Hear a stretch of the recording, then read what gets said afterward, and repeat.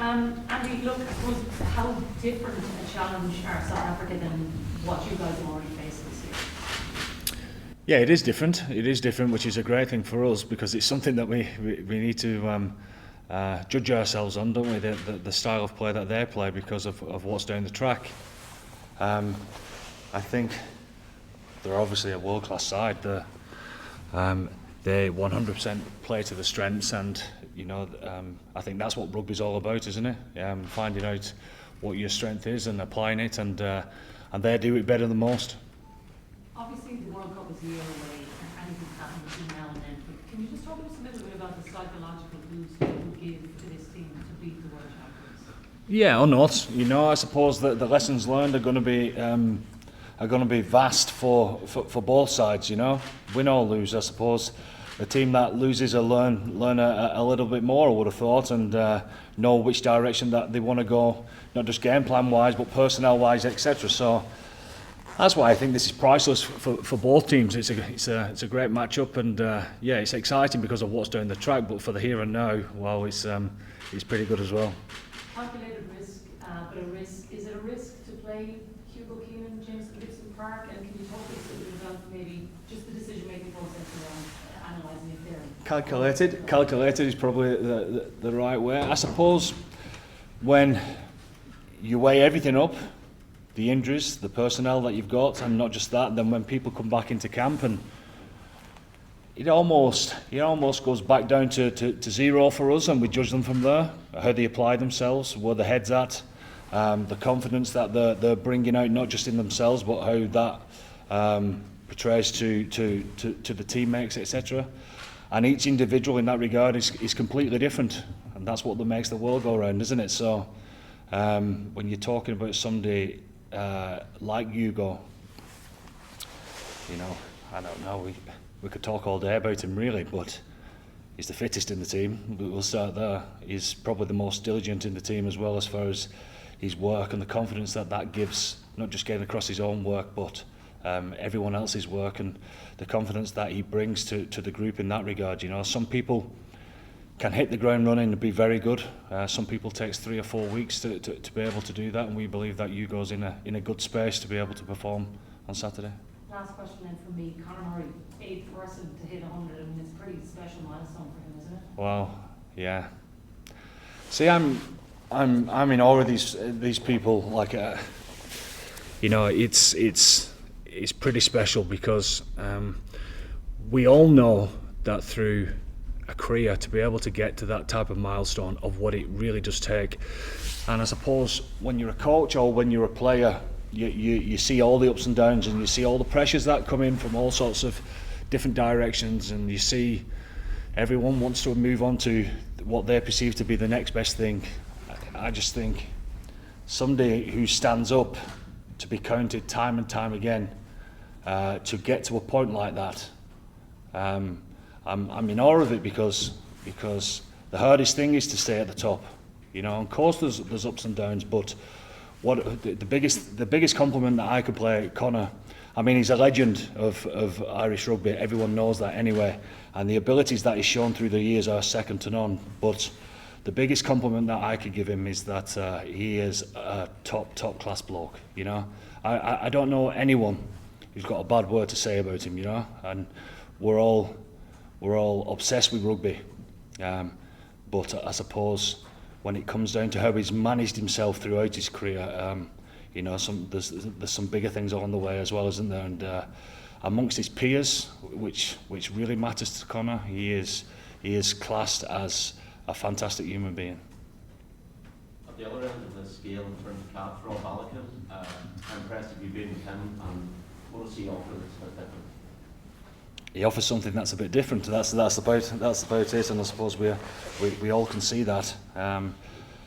Like I was saying before about Hugo, he takes all sorts. Everyone manages their careers at different stages. Rob's been in camp for 4 or 5 occasions. Some of them has been stopped through injury, etc. And then he's gone back and learned his trade. And then obviously we'd have loved for him to come to New Zealand. A trip like that would have been priceless for him. and one of the reasons why we put him on the Emerging Ireland tour is to give him a little bit more experience with how we want to play the game. And you know, when you have an opportunity like this to see how Rob handles the big occasion, to be able to do that in a good side is pretty important as well. So we feel he's ready. We feel that he can offer something different. I mean, you say about different ends of the scale, but this is how Connor's career started, you know. So it's up to Rob and his teammates to help him as well to grab the opportunity and show what he's about at the top level. A number of years ago, South Africa coming here, maybe was definitely unknown for the players. The fact that the United Rugby Championships up and running now, does that change the dynamic a bit? I suppose there's more know-how of what's coming, but I suppose of what we've come up against in the URC so far, none of these players have been playing anywhere. So we all know that international level is a big step up, and playing against the world champions here is going to be a massive step up for everyone concerned. But it's something that everyone wants to gauge themselves on, and we want to gauge ourselves on how we perform against a side that we've not played for a good few years. And you just on Rob Balogun, so does that show, I suppose, the success of the Emerging Ireland Tour, and maybe if that didn't happen, was Rob going to be in the first team for Saturday? No, you're just trying to give people the best chance, you know. You're trying to give them an opportunity where they can fully understand, so that they're able to be at the best, you know. And that's not to say everything's going to go fine on Saturday, you know, because international rugby, it takes every single moment that you have to deal with in front of your face time and time again. So that's not to say that things are going to be perfect for him, but helping him along his journey to get to this point is a must. Is a must, and as far as we're concerned as coaches. And how has it been for you that you have an A team and a first team and trying to balance all that, and obviously playing Friday then Saturday, and I'm sure your mind is in overdrive a little bit? Yeah, but in a good way. Mm-hmm. It's brilliant. I love it. I love the fact. I mean, I love coaching. I love rugby. I love the players. I love the environment. So there's nothing better than having 50 lads that are not just galvanising together and wanting each other to do so well, but competing, like I've said all week, you know, competing to show each other. So the responsibility on Friday night is for those young lads, not just to perform, but to show the rest of the group that what they've learned and what they've picked up during the week, and you know that they're able to apply it under pressure. And I've no doubt lads going to the ground, or whether they stay at the hotel, it's up to them.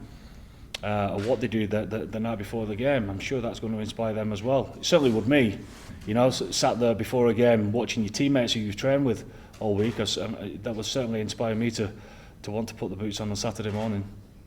Brilliant, thank you. Andy, despite Connor's longevity, he's obviously lost the starting jersey over the last year. What does he need to do now to reclaim that on a permanent basis, looking towards the World Cup? Like everyone else, like I've just said about Rob, take his chance. He's a tough old character, Connor. You know, he's steely strong mentally, and he cares a lot about his own game. And he gets a chance now. He gets a chance now to show us how he wants to push forward. If you could just sort of summarise that battle between Johnson and Connor, how do you see it tomorrow? Well, it's a battle. It's a respectful, competitive battle that Connor has been an unbelievable ear for Jameson throughout, because of his experience, you know. And you would definitely think that Connor would be thinking, I'll just leave him alone and let him find out for himself. But Connor's been all over helping Jameson be the player that Jameson has been from the start. You know, that's why I said to you, he's a fantastic human being. So, and Jameson over the last 10 days has been exactly the same back, and that's exactly what we want in our environment. You've been able to pick the same starting pack several games in a row now. How important is that continuity, given the the obvious strength South Africa have in that area on Saturday? Well, we just think it's the right pack for this game, you know, to be able to play our game. You know, that's what we want as well. And you know, I think the respect that South Africa have shown us in their continuity of their forward pack as well says a lot. So it should be an interesting battle. Andy, what's your take on Cheslin Colby's inclusion at 15 for the box? It's great. I'm a big fan of getting the best players out there on the field and trying a few things along the way when there's stability in certain other areas where you can really try and give somebody like Colby the chance to be himself, you know. So he offers obviously a different threat. Kick chaser has got to be pretty special, you know, and him chiming into the line, not just on the flanks but in the middle of the field or just on the edges, the 3/4 edges, he's going to test us because we know that he's a world-class player. Andy, you've Stuart Clusker on the bench for Saturday. What have you seen in him, do you think, to be able to make an impact if you choose to bring him on? He's a game player, Stuart, and he's one that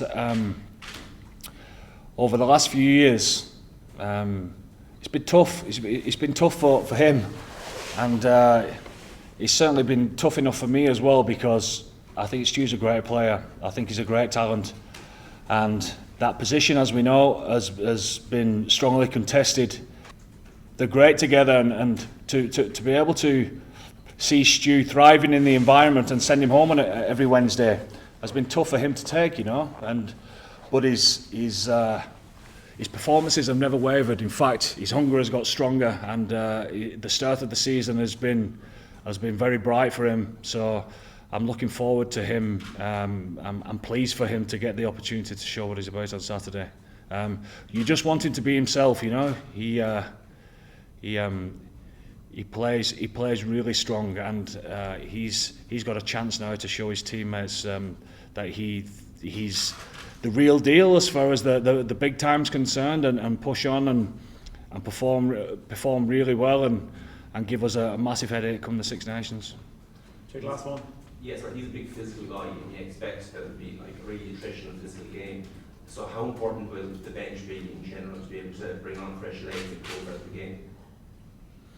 Well, it's always important. I suppose the feel of the game is something that we've got to keep a close eye on as coaches are concerned, because you know, if it's one of a stop-start nature, then it's completely different. But if the flow is fast, and you know, we need an injection, then somebody like Stu will be ideal for us.